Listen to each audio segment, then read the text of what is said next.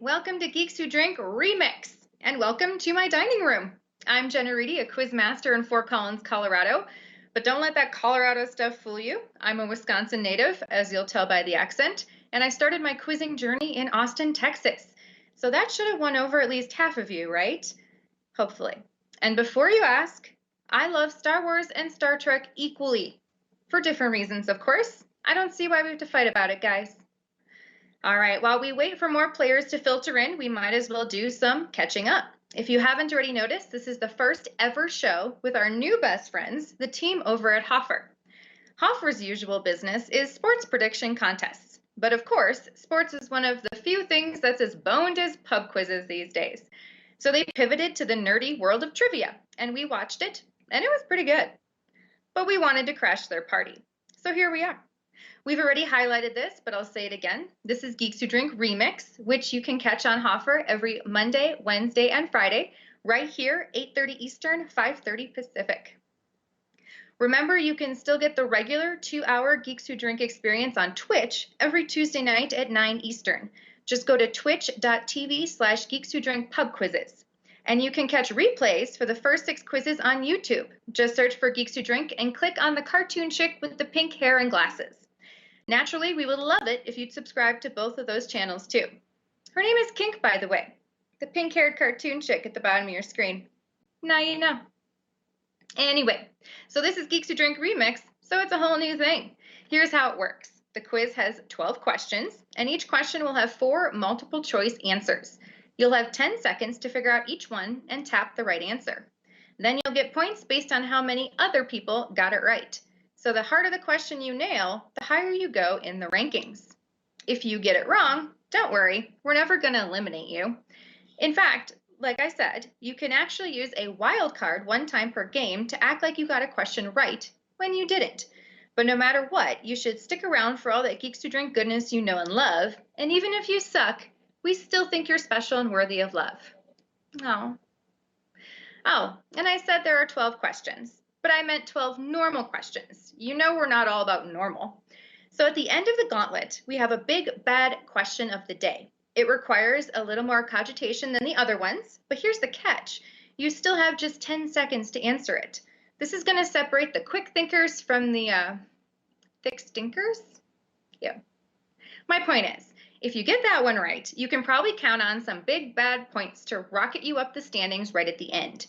By the way, tonight's big bad question involves some math, so I hope you have pencil and paper handy. One last thing, then we'll get started. Technically, we do have a prize. It's $30 for now, and that's because we don't have a sponsor yet. Call a sponsor. Also, the questions in this episode will follow a general theme. If you figure out what that theme is, well, like I said, we don't have sponsors yet. For now, the prize is that sense of satisfaction you get whenever you reflect on how much cleverer you are than other people. I'm proud of you, champ. All right, let's get to it. Question 1. Harrison Ford shared the iconic opening scene of Raiders of the Lost Ark with what future Spider-Man villain? Willem Dafoe, Michael Keaton, Alfred Molina, or the studio executive who insisted on shoehorning Venom into Spider-Man 3? Yes, Alfred Molina's first big role was getting killed by a spike trap in the first Indiana Jones movie. He went on to be in acclaimed films like Frida and Magnolia and played Doc Ock in The Great Spider-Man 2. He's not related to Cardinals catcher Yadi Molina, who we're only mentioning because we really miss sports. All right, guys. Heading into question 2. Which one is not a name for the second biggest cat in the Americas? Is it the cougar, jaguar, mountain lion, or puma? So cougars, mountain lions, and pumas are all the same cat, and they average about 150 pounds. Then there's the jaguar, aka panther, which can make it up to 200 to even 300 pounds. Really though, you shouldn't let your kids play with any of them. Come to think of it, have you seen your kids lately?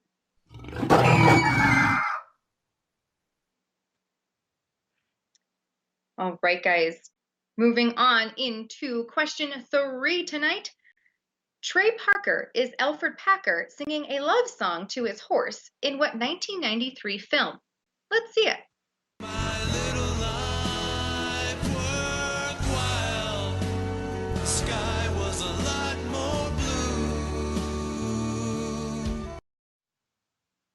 Oh, we definitely need a lighter for that one. All right. Alfred Packer was the real life Colorado prospector who ate 5 other dudes on a failed expedition in 1874. In 1993, Trey Parker and his college friend Matt Stone used him as the basis of Cannibal the Musical, including this song, When I Was on Top of You. And then, 5 years later, they went on to even greater fame as the stars of basketball.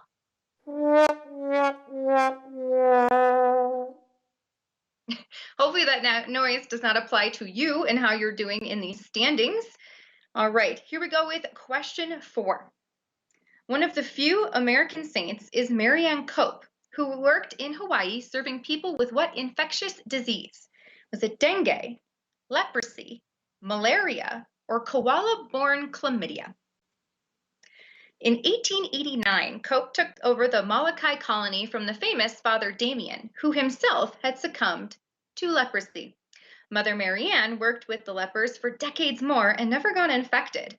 So that's one of the miracles that got her sainthood. The other one was wearing a habit all day in the tropics without schwitzing to death. It's hot there, y'all. All right, moving on to question 5.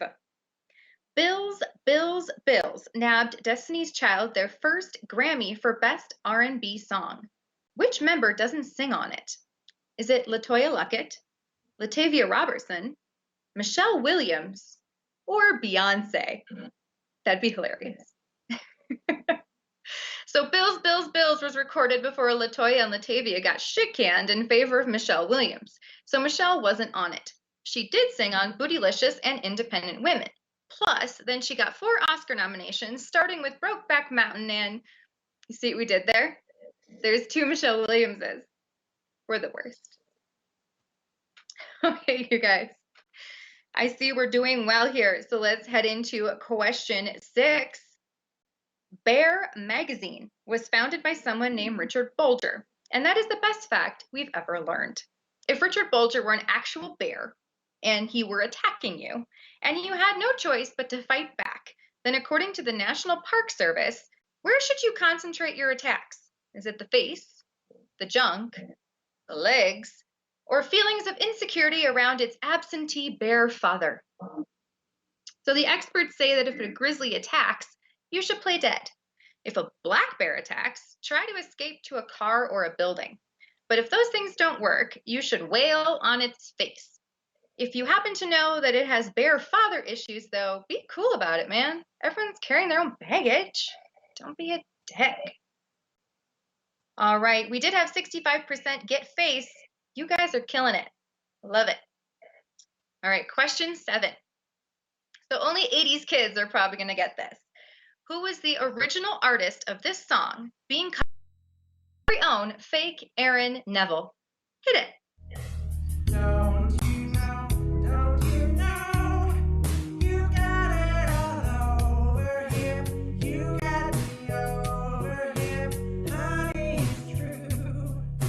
Our You Got It All was by a family act called The Jets. There were 8 teenage siblings in that band, and this song was tied for their highest charting single, hitting number 3 on Billboard in 1987. It was written by Rupert Holmes, who's best known for Escape. But the Wolfgram clan probably does not like pina coladas. They're Mormons. That's not a joke. They're Mormons. All right, guys, after 7 questions, let's see how we're doing here. We had 35% go with Simply Red, 26% got it right with the Jets, and there's, of course, a ton of people tied for first right now. ICU user 404, that's actually a really clever name. I love it. Mellow Crush, you're also up there. Hi, how are you? All right, guys, question 8.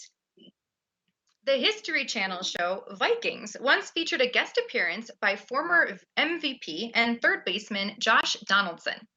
This offseason, he signed with what AL Central team that's always getting eliminated by the Yankees? Is it the Cleveland Indians, Minnesota Twins, Pittsburgh Pirates, or Santa Barbara Streisand? So after 9 seasons with 4 different teams, the 3-time All-Star landed with the Twins, which is handy because the Twins play just about a mile away from the Vikings. God, we miss sports. All right, you guys. So we had 45% of you know that it was the Minnesota Twins, and then the next grouping went with the Indians, And again, a ton of people tied for first. Burger Presley, Mate, and Phil Mathages. You guys have, I see you, Shoe Fresh. I know who that is, Fresh Maker. And Crayon Birdie. I love it. I love that you guys are all rocking this. All right, question 9. In Greek mythology, the Titans preceded those Olympian gods you know and love, and were the kids of Gaia and what other primordial god? Is it Oceanus, Uranus, Zeus, or Yeezus, god of not realizing you're the butt of the joke? Gaia was the goddess of the earth, and Uranus, the god of the sea. I just love them saying Uranus, sorry. So it makes perfect sense that all the other gods were the offspring of those two. One of those offspring was named Phoebe, but then it turned out it was just her twin sister Ursula doing god stuff under her name. Oh, wait, no, I'm sorry. I'm thinking of Friends again. Damn you, you gold standard of sitcoms. All right, we had 47% go with Zeus, 29% getting it right with Uranus. I just want to say Uranus a couple more times. Thank you. All right, and Bermsow, you're up in first as well. And let's see, Cwags23. I love your name. Cwags23. And our Pippas, I see you too in 10th place right now, tied for 10th. All right, let's head into question 10. Everybody loves the newest member of the Joint Chiefs of Staff who joined in 2019 as the head of the Space Force. What's his name? John Edwards, John Jacobson, John Raymond, or Helmut von Winkelpicker? So as we know, everybody loves John Raymond, the general who served in the Air Force for 35 years before being transferred to the Space Force.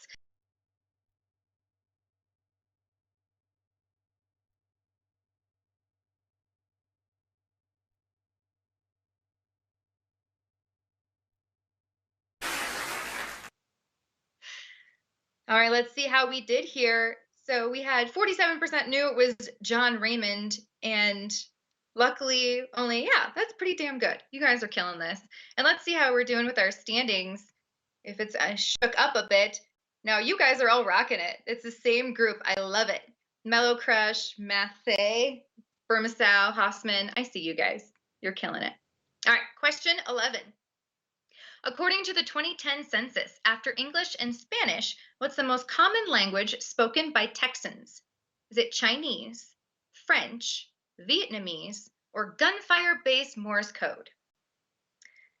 So thanks mostly to families of Vietnam War refugees that came in the 70s, Texas is home to kind of a lot of Vietnamese people, more than any state but California, in fact. Houston alone is home to 80,000. By the way, later on you'll have to remind me to share my top 10 favorite pho jokes. They're all filthy, all of them. All right, guys, 52% knew it was Vietnamese, 25% went with Chinese. And have we broken up that top ranking here, tie for first? It looks like it's the same group. I love it. User 404. Shoe Fresh fell to a tie to 9th. Burger Presley, you're in first again, too. You guys are just not falling for it. I love this. All right, question 12. Born Richard Alpert, Ram Dass popularized yoga and dropped a bunch of acid while teaching at Harvard with what other tuned in psychedelic freakazoid? Is it Aldous Huxley, Timothy Leary, Hunter S. Thompson, or Wally, the balls tripping toadstool? So at Harvard, Ram Dass palled around with good old Tim Leary. You can read all about it in my new book. Do my eyeballs taste weird? They probably do. All right, let's see who got Timothy Leary. 54% of you did. Way to rock it, you guys. I am loving how we're doing here. And you are all still tied for first. You guys are not falling for any of this. I can't wait to see how the big bad question of the day gets you. All right, so with that, let's do it. The big bad question of the day. It's the big bad question of the day. Big bad question. All right, guys, here it is. Take the number of colts that have won the Kentucky Derby and multiply that by the number of parsecs the Millennium Falcon covered in the Kessel Run. Now add the average weight of an adult bottlenose dolphin in pounds according to National Geographic. So quick, what do you got? Is it about 270, about 1,270, about 2,700, or about 27,000? So out of 143 winners of the Kentucky Derby, 131 were colts. The Millennium Falcon did the Kessel Run in 12 parsecs.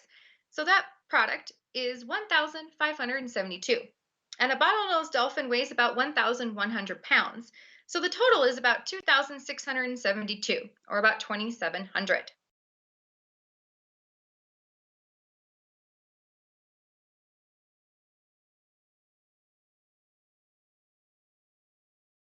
And with 30 bucks, that means each of you are going home with $5.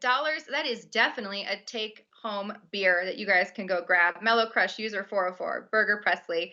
You guys killing it. Bermaso, Matthew, Craigways, Hussman, you just missed it. All right, guys, there you have it. We all survived. So make sure to come back on Wednesday at 8:30 p.m. Eastern for some more Geeks Who Drink remix goodness. Remember, we're here Monday, Wednesday, and Friday. And of course, you can find us on Twitch on Tuesdays at 9 p.m. Eastern.